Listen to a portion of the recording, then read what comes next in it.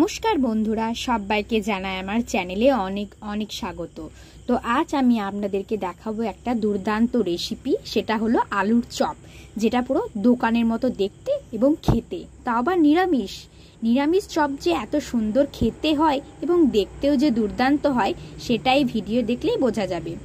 তো চলুন শুরু করা যাক। তো সবার প্রথমে আমাদের লাগবে যেটা, সেটা হলো 10 থেকে 15 গ্রাম মতো আদা এবং ঝাল মতো লঙ্কা, আর নিয়ে নেবো হলুদের গুঁড়ো, আর নিয়ে নেবো 4 থেকে 5 চামচ জিরে এবং ধনে গুঁড়ো একসাথে। এই মশলাগুলোকে খুব ভালো করে বেটে নেব। কিন্তু তারপর নিয়ে নেব বেসন, পরিমাণ মতো বেসন নিয়ে নেবো। আমি যটা চপ বানাবো সেই অনুযায়ী আমি বেসনটা নিয়ে নেব। আর নিয়ে নেব যেটা বেকিং সোডা বা খাবার সোডা আমরা যেটা বলে থাকি, সেটা নিয়ে নেব। তারপর নিয়ে নিতে হবে আমাদেরকে সেদ্ধ করা আলু। তারপর আমরা গ্যাসে একটা কড়াই বসিয়ে দেবো। কড়াইটা গরম হয়ে এলে কড়াইয়ের মধ্যে সামান্য পরিমাণ আমরা সর্ষের তেল দিয়ে দেব। তেলের মধ্যে আমরা খুব ভালো করে মশলাটাকে কিন্তু ভেজে নেব। প্রথমেই দিয়ে দেবো তেলের মধ্যে হলুদের গুঁড়ো। আমি এই চপটা কিন্তু খুব অল্প মশলাতেই কিন্তু বানিয়ে দেখিয়েছি। তারপরে দিয়ে দেবো সেদ্ধ করে রাখা সেই আলুগুলো। আমি একটু আলুগুলোকে ম্যাশ করে নিয়েছি। তারপরে কড়াইয়ের মধ্যে দিয়ে দেব। সব আলুগুলোকে ভালো করে দিয়ে দেওয়া হয়ে গেলে তারপরে হলুদের সাথে আলুটাকে খুব ভালো করে কিন্তু ভেজে নিতে হবে। 10 থেকে 15 মিনিট মতো আমরা কিন্তু আলুটাকে মশলার সাথে খুব ভালোভাবে ভেজে নেব। সব মশলাগুলো দিয়ে আর কি 10 থেকে 15 মিনিট মতো লাগতে পারে। খুব ভালো করে আলুটা ভাজা হয়ে গেলে ওর মধ্যে দিয়ে দেবো জিরে ধনে গুঁড়োটা। জিরে ধনে গুঁড়ো দিয়ে দেওয়ার পর ভালো মতো করে এটাকে ভেজে নিতে হবে। আলুর এই মশলাটাকে যত ভালোভাবে তৈরি করবেন তত কিন্তু চপটা খেতে ভালো হবে। এইটাই, চপের মশলাটা ভালো হলে অবশ্যই চপটাও খেতে ভালো হবে। কিছুক্ষণ ভাজার পর দিয়ে দেবো বেটে রাখা মশলাটা। মশলাটাকে কিন্তু খুব মিহি করে বাটবেন না, মশলাটাকে আধো আধো করে বাটার চেষ্টা করবেন। তারপরে মশলাটার সঙ্গে মাখো মাখো হয়ে গেলে আমরা এখন দিয়ে দেবো স্বাদ মতো লবণ। লবণটা কিন্তু পরিমাণ মতো দেবেন। লবণটা খুব বেশি বা কম হয়ে গেলে কিন্তু আলুর স্বাদটাকে নষ্ট করে দেবে। খুব ভালো করে ভেজে নেওয়ার পর গ্যাসের ফ্লেমটা অফ করে কিছুক্ষণ এটাকে ঠান্ডা করতে রেখে দেব।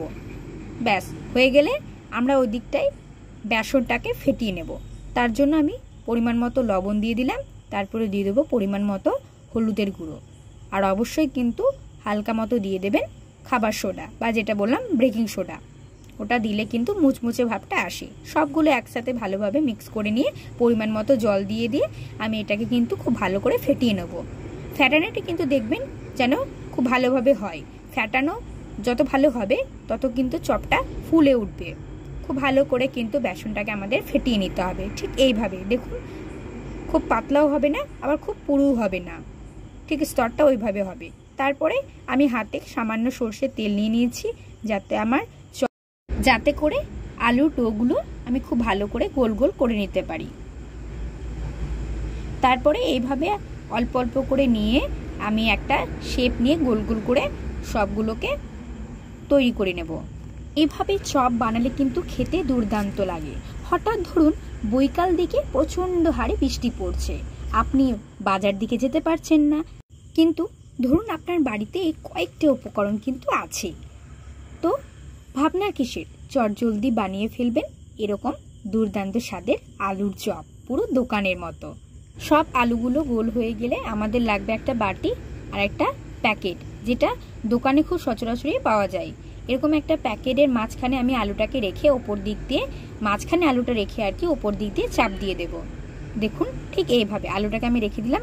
তারপরে প্যাকেটটাকে উপর দিক দিয়ে চাপ দিয়ে এটাকে আমি পুরো পাতলা করে নেব।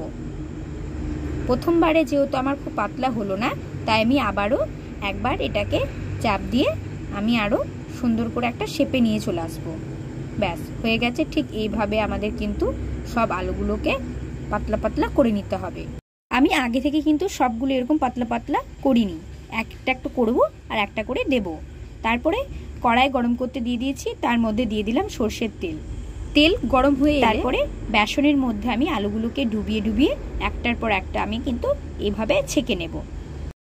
আমি কিন্তু আগে থেকেই আলুগুলোকে পাতলা পাতলা করে প্যাকেট দিয়ে কিন্তু ওই শেপে কিন্তু রাখিনি, আমি একটা করে করব আর একটা করে দেব। এইভাবে সব চপগুলোকে আমি কিন্তু সুন্দর করে লাল লাল করে ভেজে নেব। দু পিঠ খুব ভালো করে ভাজা হয়ে গেলে এইভাবেই আমি সব চপগুলোকে ভেজে নেব এক এক করে। তাহলেই তৈরি হয়ে গেল আমাদের আজকের এই দোকানের মতো মুচমুচে মজাদার সম্পূর্ণ নিরামিষ আলুর চপ। আমার এই আজকের রেসিপি যদি আপনাদের ভালো লেগে থাকে অবশ্যই একটা কিন্তু লাইক করে দেবেন। চ্যানেলে যদি নতুন হয়ে থাকেন তাহলে সাবস্ক্রাইব করতে একদমই ভুলবেন না। আপনাদের সহযোগিতায় আমি এরকম ভিডিও দিতে আরও আগ্রহী হব। চলে আসবো আবার একটা নতুন কোনো রেসিপি নিয়ে আপনাদের জন্য। সবাই ভালো থাকবেন, সুস্থ থাকবেন। নমস্কার।